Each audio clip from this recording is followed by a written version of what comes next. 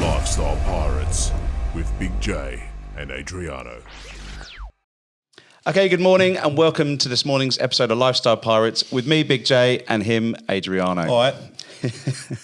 This morning we are joined by Samantha Dybac from the PR Hub. Good morning, Samantha. How are you? Good morning, Jonathan. I'm well, thanks. Very good. How are Thanks you? for coming on. I'm good.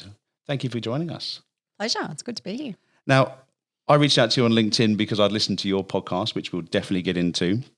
But you're actually a business owner as well, the PR Hub. And that's been going since 2013, yeah? Yeah, it sort of has. It started as a bit of a side project. So Yeah. I was working full-time at that stage. So go back, I've run a lot of businesses over time, but I'd come out of a bad business and was completely ruined, particularly mentally, but also financially. So I started working in government relations with a former politician and doing that. And then this business started as a bit of a side hustle. And I went full-time in this business in 2016 at the same time I had my daughter. Okay, wow. That's taking on two big things. That's big life-changing stuff. Very naive, crazy. I wouldn't do it again. And obviously, how old's your daughter? She turns 5 in May. Wow, okay. And do you get to, I read an article about you balancing life, and you almost referenced that COVID's been quite good for that because you got to spend a bit more time with each other. Look, I'm definitely not an expert at balancing stuff. And I think I've said it before in interviews, it's a work in progress for me because I love my business and my business was my baby before my other baby came along. During COVID, I think I probably worked as hard as I ever have during COVID. But it definitely taught me that my daughter needs me probably more than the business does. Yeah, and that's a good thing. It is, yeah, it is. It's just an adjustment, I think, when you're such a career-focused person and then you get this little human and you're like, this person really needs me. That's a huge responsibility. And I actually realised last year during COVID that being a mum is a lot harder than being a business person, which sounds, again, very naive, but yeah, I worked that one out. So it sounds like the bad business is quite a tragic sort of breakup for you. So what motivated you from going from a broken business into starting it again? So I was pretty just, there was nothing left in the tank. And also it was sort of an industry. I was in the fast moving consumer goods industry. So working in natural supplements, grocery, pharmacy, health food brands. And it was sort of starting from scratch because I had no idea what I was going to do. Yeah. Like I was probably in about $80,000 worth of debt. And then network wise, my network was sort of ruined from that relationship. And very kindly, a woman who I had been working with, Kerry Chigorowski, who's a former New South Wales Liberal leader, she offered me a job in her government relations business. And so I did that. I was sort of like a PA for about 6 months and it was fabulous. It was start at 9, finish at 5. But after about 6 months, I felt fresh and I felt, there was something else to do. So I went, hey, I have to start another business, but I don't know what that is yet. Yeah. Brilliant. Yeah. And so you start your podcast with, you ask your guests what their word of the day is. So I'm going to ask you the same question. What's your word of the day today? I just said it actually, fresh. Brilliant. Yeah, fresh. I think partly the weather in Sydney because we've had some bad weather. Yep. But just fresh because there's a lot happening in the business right now and it's actually a really exciting time to be in business, especially given where we were 12 months ago. Yeah. Yeah, I agree. So why PR? What got you into PR? Great question. I don't think I didn't know what it was. So I've never worked in a PR agency or trained in PR. And when I was working with Kerry, I was managing her personal brand. And so she does a lot of media engagements, speaking engagements, sits on boards, was running a business as well. And so by default, I picked up a lot of that work and it struck me that I loved it. I love people and I love working with smart people and people who are making a difference. And so I went and did some PR courses, funnily enough, went to learn how to write a media release, did a few things and went, I think this is a PR business. And so that's what I sort of started it as. And I said to Kerry one day, I said, look, I really need to start another business. I really want to do X, Y, Z. And she, very graciously said, you can do that, but you can't leave me. Which was great. It's a fabulous experience working with her. So I sort of ran it on the side. And it's just evolved. Like PR has such a broad definition anyway. Yep. So, what we do is not necessarily what another PR business does. Yeah. So what is your typical client? So we work with entrepreneurs, business leaders, so it could be CEOs, a lot of founders, could be chair people as well in businesses, and also very fast growing companies, predominantly in the tech space. But that doesn't necessarily mean it's just B2B. So there's a lot of tech brands that we work with that are very much B2C focused as well. Okay. And what led you to that path in terms of working with entrepreneurs in that space, and what attracted you to those characters? Look, you learn so much from those people. And, going back to when I sort of started it, the entrepreneurial scene in Sydney was just starting to pick up. People were starting to use that word, and you started to see publications like Smart Company or Startup Daily back in the day, or Startup Daily, and Startup Smart. And so there was sort of a movement where it was becoming more mainstream, if you like. And so because I didn't really know many people back then, and I was trying to work my way through, well, what does my career look like now? I started sort of moving in those circles and meeting some really cool 20, 30-year-old Sydney-based entrepreneurs. And it was really a very organic evolution of the business where I said, this is what I'm doing. Do you guys want me to represent you? Brilliant. Yeah. Now, I reckon there's a bit of a misunderstanding around PR where people just think it's a lot of parties, it's a lot of champagne, lunches and pressing the flesh, as I like to say. That's an element of it, isn't it? But what's the bigger picture as well? So if you're working, I don't know, if you're working with the two of us, what would it look like as an experience from that side? Outside of the champagne, of course. That's what we do for the first month. Yeah. Look, Sign us up. that's how we get all our clients. We just promise them champagne and parties. Look, back in my 20s, though, just to go back a step, I was in marketing and brand for a long time, and there was a lot of that. That's actually, that's what I did, and it was a lot of fun, in your 20s, and you're going to big parties and getting all the free gift bags and the free products and bits and pieces, but you do get tired of that as well. And so for me now, that's very not why I do it, that's for sure. But for us, if we were working together, it's about defining what your image and what your story is in a public setting. And so that's why PR is so broad, because you have so many different audiences in a public setting. It could be stakeholders, it could be your employees, it could be clients, it could be investors. So it's really about sort of sitting down and understanding what the business objectives are. So, if you had a business, you would tell me what you were trying to achieve as a business and who your audience were. And our job is then to come back to you and say, well, this is what we think a communications strategy should look like. So it varies from client to client. I mean, I think that's one of the beauties of it, is that we work with a similar type of mindset, but in very different industries trying to do very different things. You'd have to be so versatile to know so many different things. How do you keep up? Yeah, it's one of it is tricky, but it's also one of the best things about the business that I'm in. Because if you'd asked me like several years ago if I knew what funds management was or private equity, I would have just gone, what? Like I have to learn that, or fintech, or even we work with such a diverse range of clients like architecture firms, franchising. There's a lot of research and understanding that goes into that initial piece to immerse yourself in that, because it is it's challenging, but it's very rewarding. Yeah, no 2 days would be the same. No, in COVID it was a little bit more predictable because all I was doing was going to the office every day. Yeah. Because there was nowhere to go. But certainly now, like it's much more, it's interesting. You can go out now and you can have a coffee and you can meet people in person, or you can, take people out to lunch, on the odd occasion, which, I did do this week, which was really nice because it's good to be around people. Yeah, definitely. John loves it. He's always an excuse to get out for lunch. He's always on these long lunches for work. There's no work being done. That's where all the work gets done. Thank you very much. I think you're right, though. I think people have, especially if you thrive off human connection, and I think most of us do. We don't realise it yet. Being able to go out, have a coffee, have a lunch, see people, have a glass of wine, whatever it looks like, even go for a walk together. People have definitely loved that on the back of last year. Yeah, it's really interesting. It's funny what you do when you're forced to do. So last year we won a significant amount of work, and most of those businesses are based interstate in Melbourne. And to this date, we still haven't met a lot of them in person, because then you go to book a flight and then there's a lockdown. And so there's been that sort of, uncertainty where you just don't plan like you used to either at this stage.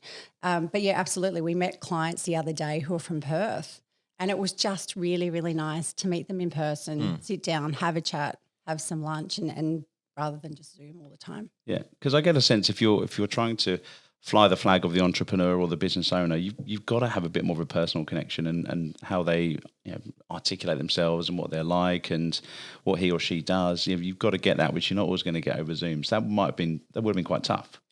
Yeah, look, it's like I said before, you make it work, don't you? Yeah. Like we've all realised that there's these things that we never said we'd do, whether it's business or life, and you kind of do what you have to do to get by. Yeah. But for me, I think that's one of the things I've always loved about the business is that human connection and meeting those people and being able to sort of get into their businesses as well and then see opportunities for them, which, it's limited if you've never met them before in the flesh. Yeah.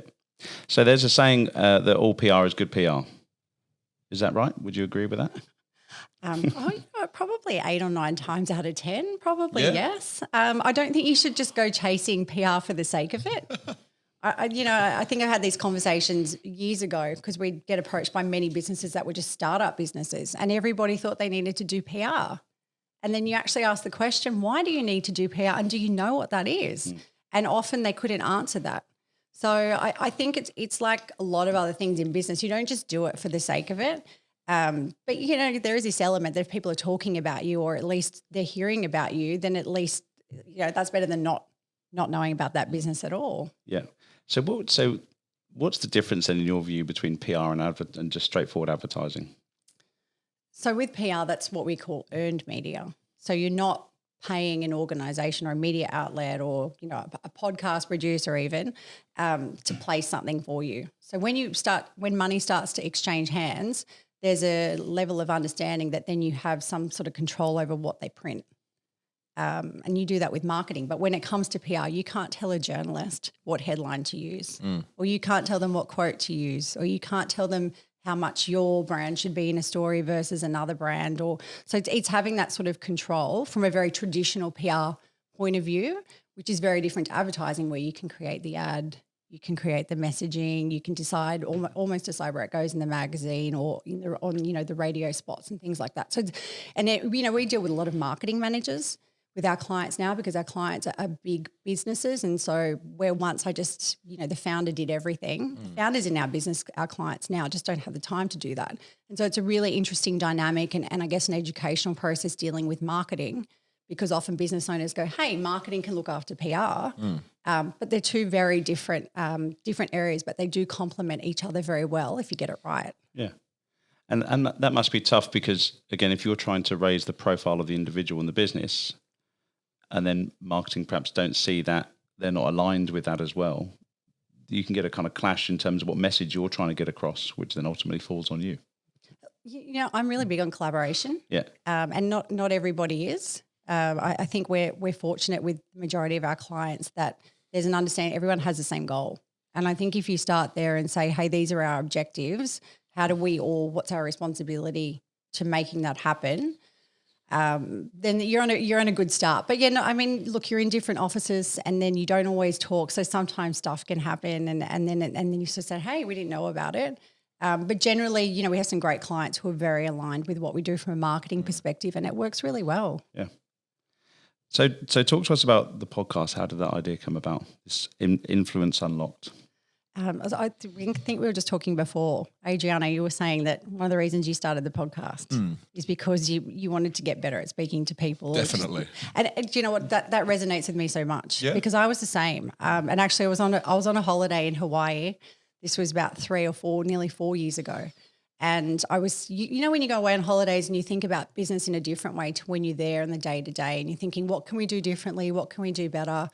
I always am anyway on a holiday. And so one of the things was I was like, we need to be doing more like promotion for our business. Yep. I keep telling all our clients they need to do this, photos, like podcasts, interviews, media training, et cetera. And I looked at it and I went, I've ticked none of those boxes myself. So I kind of went, oh, okay, let's start building some profile. I was terrified of media interviews, didn't want to have my photos taken. I was the PR person. I was the person that said, hey, they're my clients. I don't need to be on that side. Yeah. And so fast forward about 12 months, then the next thing was the podcast. Yeah. Everyone, like our clients, were doing everybody else's podcasts. And I just sort of stopped and went, why don't we have our own? Why are we not showcasing the people that we represent, especially when other people want to chat to them? Yeah. The next question was who's going to host it. Yeah. So that was like the logical answer was me. And that's how it came about. It was very much just an opportunity to sort of build my self-confidence and to do something that terrified me, and also to help showcase what we do as a business and the people that we work with. Nice. How much planning goes into each episode? Or is that industry secret? No, I'm looking at you funny because I'm wondering whether you have the same answer as me. It's really time consuming. Yeah, it is. But I saying that I love doing it. If I had known that it would be so time consuming, I may not have jumped into doing it. Yeah, look, I think running a business, and our business has doubled in the last 9 months. Especially now, like trying to lead and grow a business and do that at the same time. There's a fine juggle there. And then, I add that to, being a mum and that has to have a priority in my life as well. So definitely. And so the podcast is amazing, and I really love it, but there's a lot that goes into it. Of course. Yeah. There's so many different elements and layers to a podcast. It's not just turn up, talking to a mic and that's it. Well, I think the thing is that you don't want to turn up to a podcast and have a host that's done no research, that hasn't got a plan of attack. Definitely it should be conversational, and that's the other thing. I sort of think some podcasts I hear and it's just like question 110, we're done. As where, I think you owe it to your guests as well they've made the time for you, so you should make the time for them. Exactly right. Well, do you want to go through your 10 questions? No, I've just numbered them because I need that. Yeah, no, that's fine.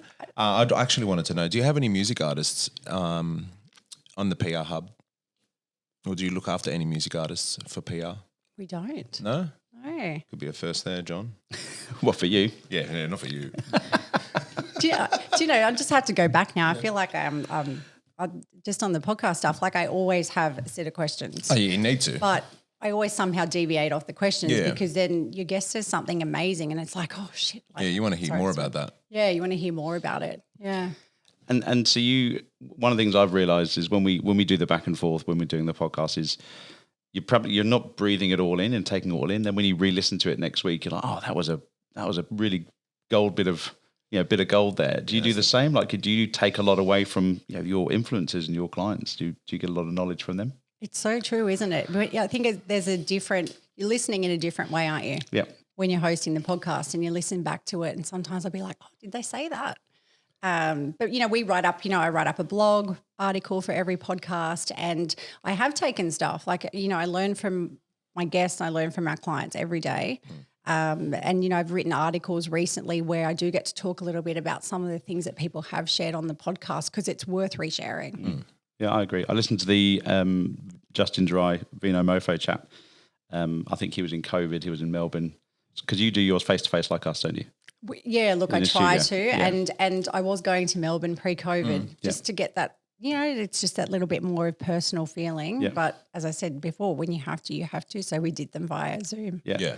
And there was a few bits. One, he talked about mindfulness, and we've spoken a lot about that with some of the leadership coaches we have. But the other piece was around his relationship with Gary Vee, and how that's just was a friendship, and it's only like years and years and years and years on where their lives have progressed and moved on and deals have come their way, that's how they then started to collaborate. And it was a real piece around growing your network, going in there just on a level playing field and then just seeing how things go, rather than going in there with an intention in mind, which I thought was fantastic. The importance of a network. And I love networking. So. Yeah, you do. You really do. Is networking really important? Networking and long lunches. Yeah. I think that Call was it networking. Yeah, it can be. I think that was a great piece of advice from Justin. I think it's really easy to see things like that deal that they did do with Empathy Wines and think, oh, wow, how did they do that? Oh, maybe that was easy because they're both in the wine industry. And actually, when you dig a little bit deeper, this is going back years. And I think it's really important when you're in business to realise that relationships and networks last decades. I look at my career now, and what I learnt at the very start of my career actually plays such a big part in what I do now. But you don't realise that at the time. Am I right? Did I listen to this properly, where you actually studied law? I did half a law degree, and then went home one day and told my parents that it was all over and I hated it and sorry that you paid for it, but I'm not doing it anymore. Which as a parent, that horrifies me now. Yeah. But yeah, it's true. Yeah. Why did you want to? Because law and marketing and law and PR are the very other end of the spectrum. So why did law attract you back in the day? Yeah, it's actually, I don't really do regrets, but it's one regret that I've got. Yeah. Not finishing my law degree, not necessarily going into law. But I was actually thinking about this the other day because there are some similarities, I think, not to simplify the profession of law because, there's a lot that goes into that. But law was something I always wanted to do. Like as a kid, I just used to watch TV shows and think, I want to do that. And it wasn't so much the social justice or the justice side of things. It was more just you get to represent somebody, you get to understand their brand, you get to understand their story, and you have to get up and speak in front of people and tell them why they need to believe that story. And I actually was, for whatever reason, and I thought, you know what, that's kind of similar to what I do in a very broad definition. That's kind of what we do now. We represent people and we look at the best, the good parts of their stories and the bad, but we look at, well, what's going to make the news. So, yeah. That petrifies me. Which bit? Having to stand up and just have to prove something in front of a room full of people. It's like, no, I'm not doing that. Unless it's about something technical. No, I'm out.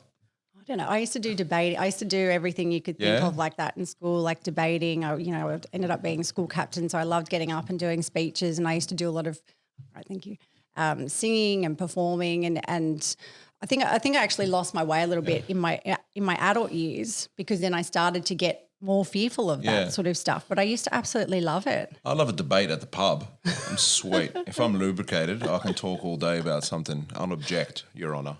No. You can't do that in a courtroom. No. Just rock up in a schooner. G'day. But you also host a lot of seminars with work when you're talking about I suppose that's my field. Some of the new releases and things. Yeah, I suppose.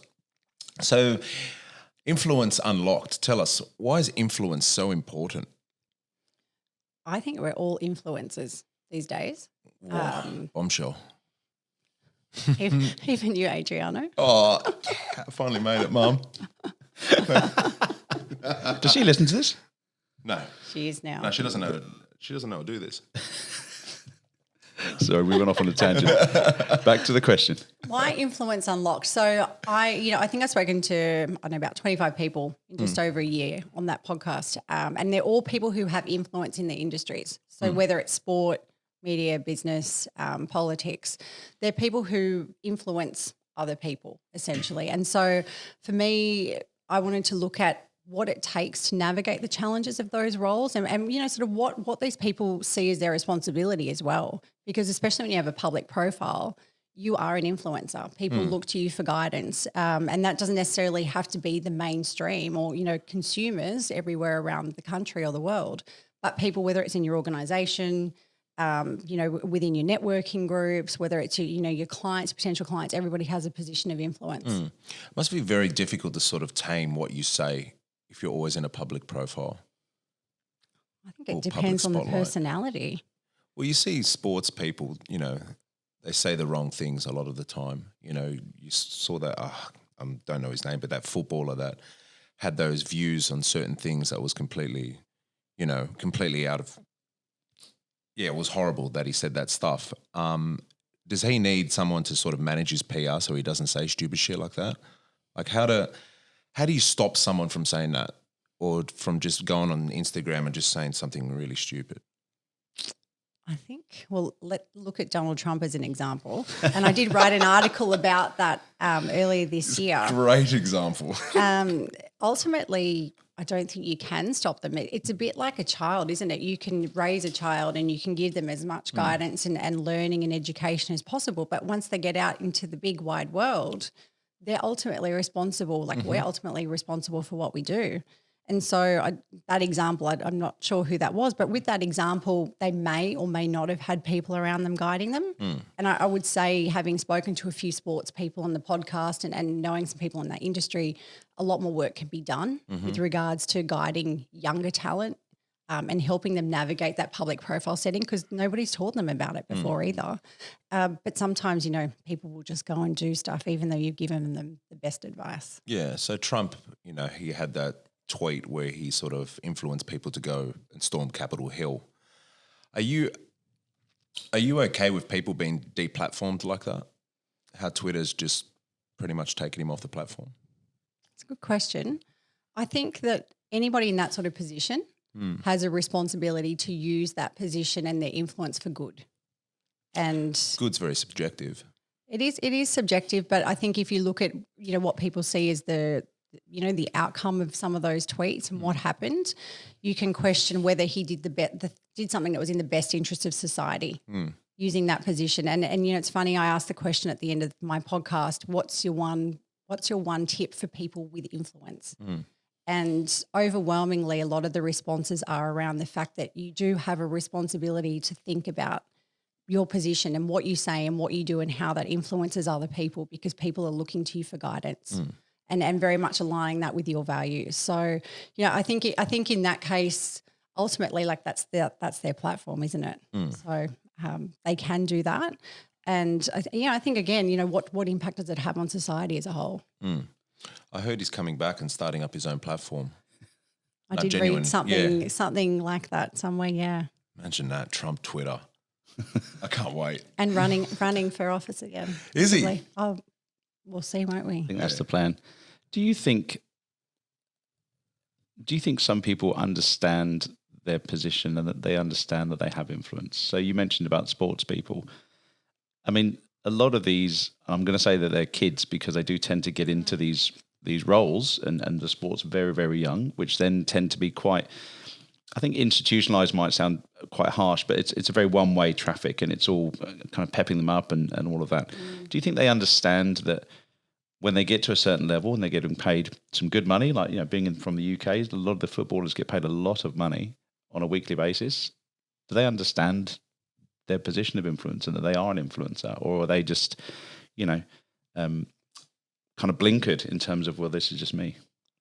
Does that make sense? Yeah. Look, I mean, I think if I think back to when I was in my early 20s and someone had sort of said to me, oh, you're amazing at, playing netball, and all of a sudden you're thrust into the spotlight and you've got all these adoring fans and people sending you messages and telling you how wonderful you are, and coaches, people saying the team's riding on you and potentially without you, then the team's nothing. I think that's a huge responsibility to give to a person at that age. And we don't learn that stuff at school. We don't learn that stuff at school. A lot of people aren't brought up in an environment where their parents were also in that position. So there's no educational learning around that. And to be thrust into the spotlight so suddenly and to have people, pumping you up. Yeah. And the media, like add to that media and now social media as well, that's an incredible responsibility. So I think that the organisations, the people around them have a responsibility, use that word again, to help guide them and to help them with that. And out of interest, when you look at some of your clients that are entrepreneurs, not just in the sports space, but do they want that? A lot of people that I speak to, they just want to solve a problem, or they found something that they can help people, or they can sell a product and that's going to make lives better. They don't necessarily want to be in the spotlight. So do you have to kind of brief them on that and just go, hey, look, my role is to get you and the business out there. So are you comfortable? Yeah, I think it's very true for a lot of business owners is that they don't start a business to be famous. They don't start it because they're going to be on the front page of the AFR. They may want that later on, but they do it because they're genuinely passionate about what they're doing, or they can see that the industry they're in needs fixing or no one's doing it right. So they've got a way of doing it better. And over time, and I think now especially, we're looking for spokespeople. People buy from people. And you look at Nike, you look at Apple. So much was done around the founders of those businesses before it became a lot more product focused. Yep. And so with our clients, at least, that they are a bit older. So they're not, fresh out of uni or, in their early 20s and they've been in business for a while, a lot of them too. And so then they get to a stage where they realise that they're doing great things in business and the business is doing well, but they've got their next goals. And there's sort of a realisation that they could be doing more to actually tell the world about what they're doing. So a lot of people aren't comfortable with promoting themselves. Do you get a sense that, so I guess traditionally, a lot of it was, I guess, in the finance and the banking world. So you had that polished look, suited, pinstripe suit, shiny shoes, ties and cravats and stuff. So they were quite happy with being in that limelight, going back to the 80s. Nowadays, to your world where it's a lot more tech and Steve Jobs, black polo neck, You know, I think you wore just a pair of jeans. You've got the Atlassian guys that are famous for just rocking a hat and their cons. Does that help? Does that help break the mold and I guess humanize people a bit more in the space? I think it sends a message that you can probably try and be more of who you are in a public setting rather than who you think people want to see you be. I also think, and people might disagree with this, but I still think it's easier for men than women in that space. And so it's much easier for a man to rock up to a photo shoot, and particularly people who are very successful in their businesses. I mean, if you're just starting out in business and you want to make a good impression, it's unlikely that you're going to go and do a photo shoot where you're in ripped jeans and a T-shirt and a baseball cap. And so there's still a level in society. I mean, we judge people on how they look. Our first impressions are always on what we can see because we see that before we even start engaging further than that. So I think, and again, back to my point about women, I think that there's still an expectation that if you're not dressed, appropriately or, your hair's not done, that, maybe you don't care as much or that you're not, not sending the right signals. So I think there's a lot of work that still needs to be done there and people might disagree with me on that. But, I work with quite a few entrepreneurs and interestingly, the majority of our clients are men, which is a whole separate discussion. But yeah, I think it helps humanize it a little bit, but I also think, again, my example of, Fred Shabesta actually, who I spoke to on the podcast as well, and he talked about how he always used to rock up to meetings in suits and things in the very early days. And these days he just dresses how he needs, like how he wants to, which I think is a great message to send. But I also think you need to look at the fact that, well, he has runs on the board. And so people probably just go, oh, well, he can dress however he wants because he's got this credibility piece over here. So that makes him credible. Yeah. So let's go back to the female side of things. I'm quite keen to kind of unpack that a bit. What would you like to see? So if you could represent a female entrepreneur, what would that look like?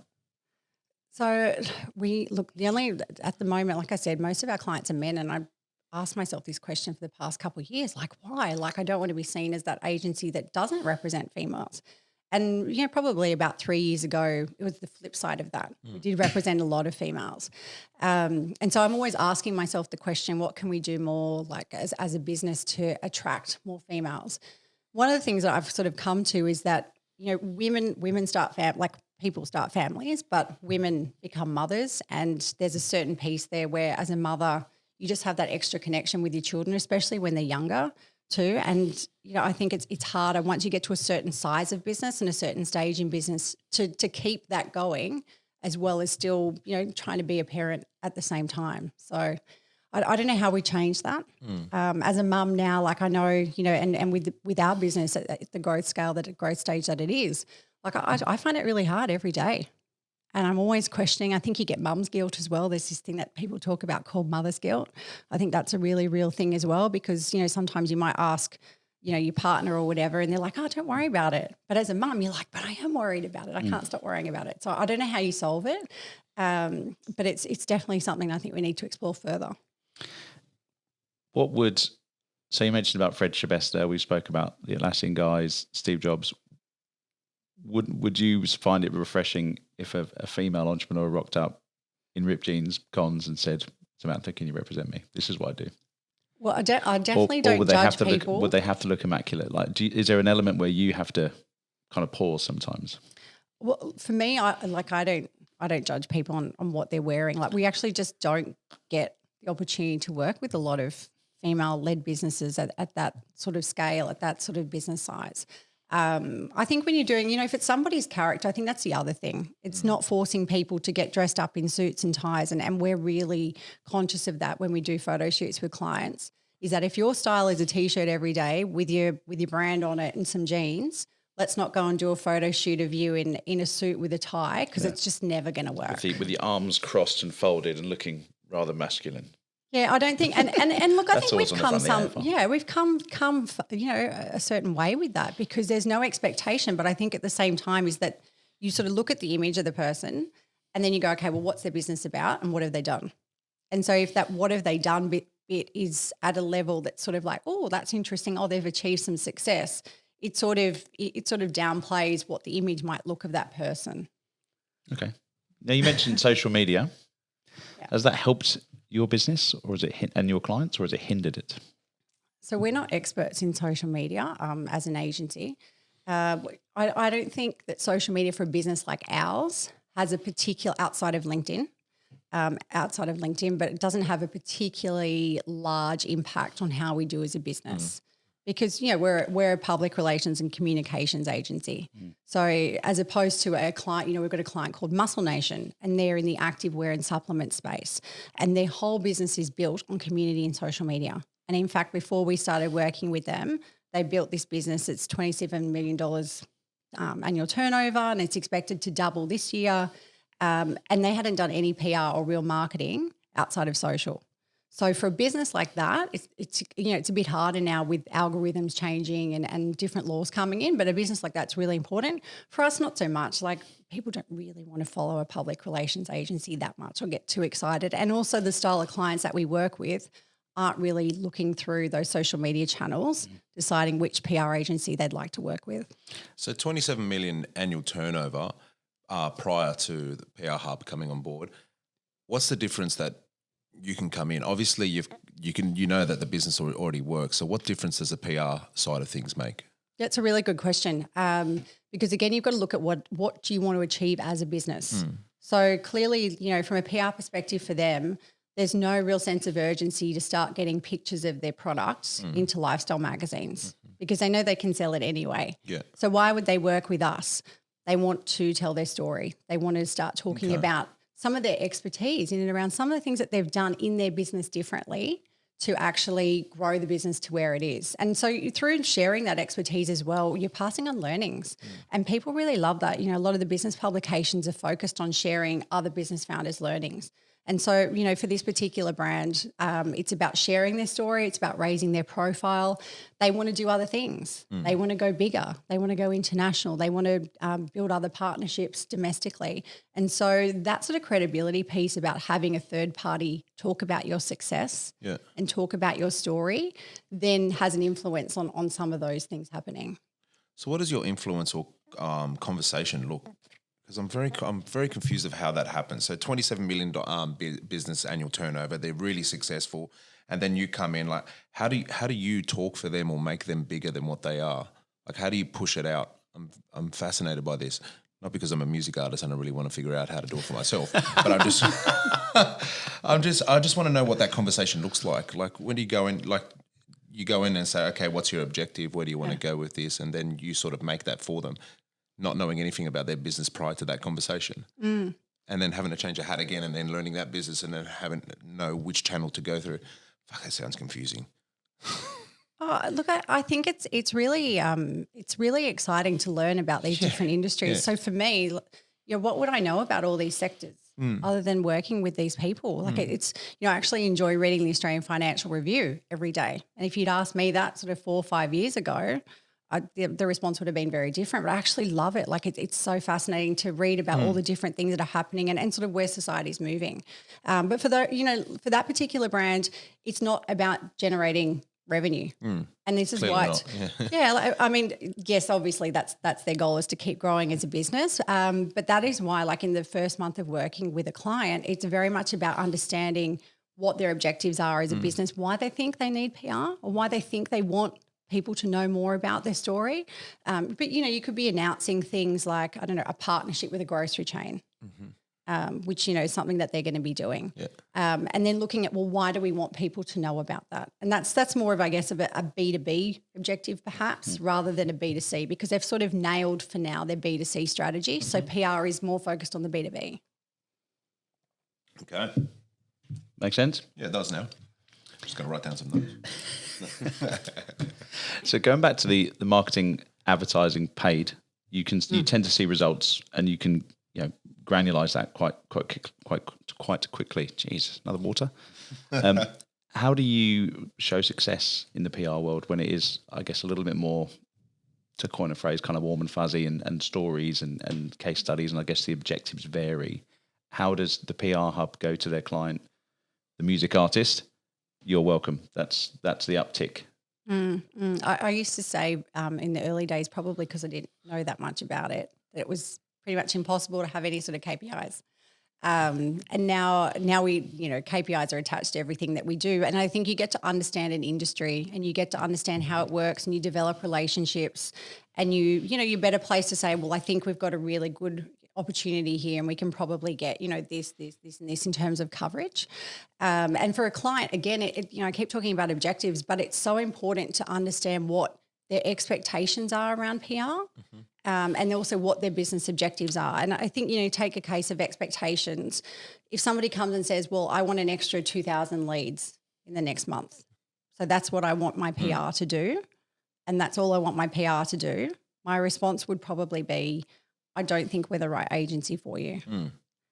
So it's understand what we can and can't do, because generally PR is not, sometimes you can. If you get a great segment on TV or whatever and it's in front of the right audience, then you can see a spike. Like a lot of our clients still can see a spike either in sales or there's opportunities to come from networking with other business leaders or business owners. Like they might get a reach out on LinkedIn that says, hey, I've seen all the great coverage you've had lately.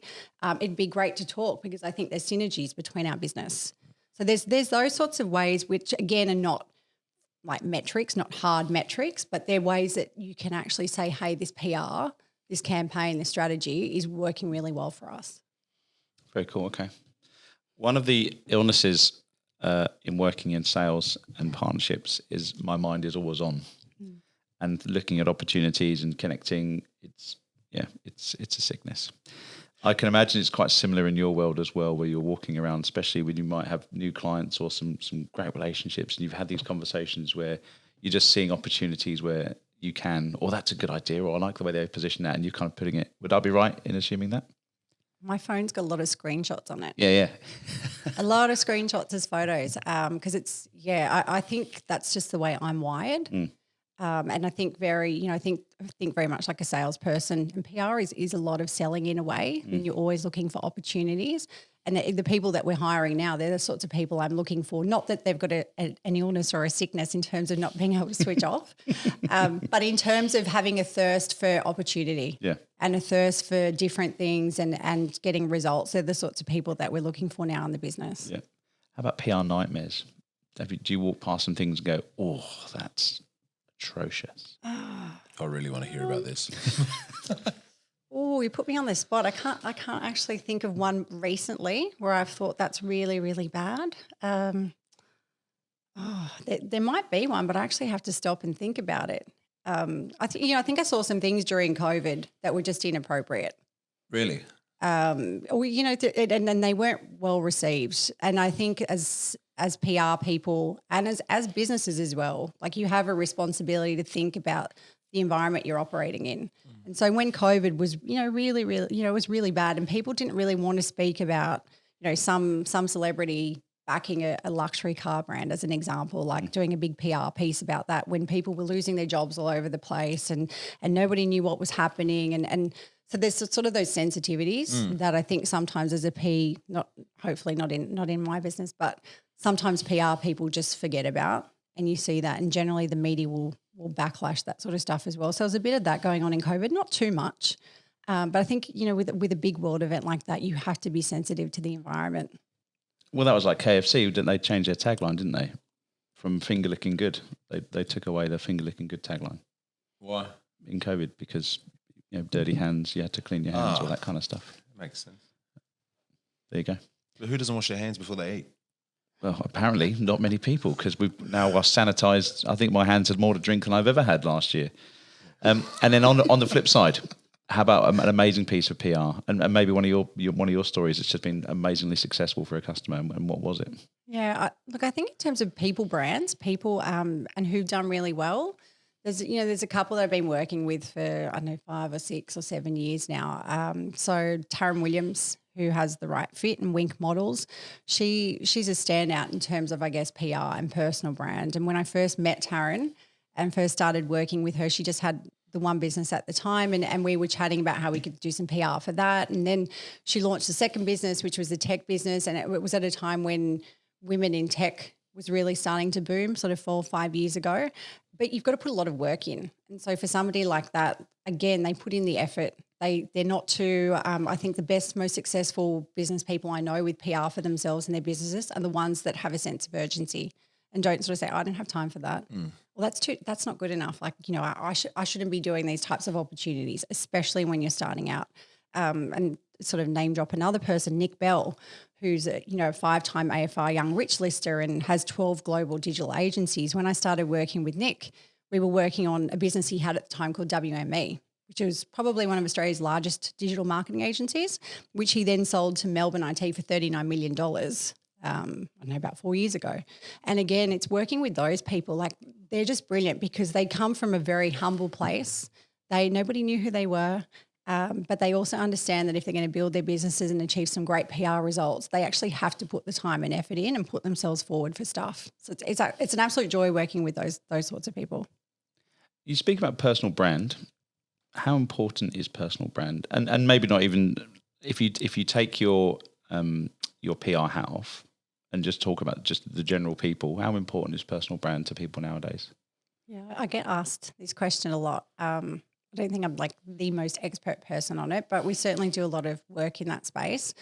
I think it's always been important. I think we hear about it a lot more now. But when I started my career, it was at a company called Nads Hair Removal. Mm-hmm. And the founder of that business... Nads Hair Removal. Yeah. Right. Do you know Nads Hair Removal? Yeah, No. I do. Not because I'm Italian background, but no, I do. No, it's the wipe-on cream. The cream, isn't it? So, well, it started out as a natural hair removal gel that was made in a kitchen in Sydney's West by a mother who was trying to solve the problem of her daughter having very dark hair on her arms and going to school and getting teased. Oh. And so she wanted to do something about that. And, the story with that was very much a mother's love for a daughter. Mm-hmm. She had no business experience whatsoever, and she sort of based it on some traditional Assyrian recipes for hair removal and made this gel in her kitchen. And that story, at the time, I think when I was working there, the business was doing about $60 million a year and it was a huge Aussie brand in the US, thanks to some infomercials. And all of the marketing was around the founder. All the marketing was around that beautiful story of the mother's love for her daughter and wanting to do anything she possibly could to help her daughter avoid being teased at school as a young girl. And and so for me that's a personal brand story, and that was straight. Actually, I was still at uni. I decided to drop my law degree because I was in this job and I loved marketing and brand so much, and decided that was for me. And that was the same thing. So I think any business person has a personal brand, but personal brand can be defined so many ways. Mm-hmm.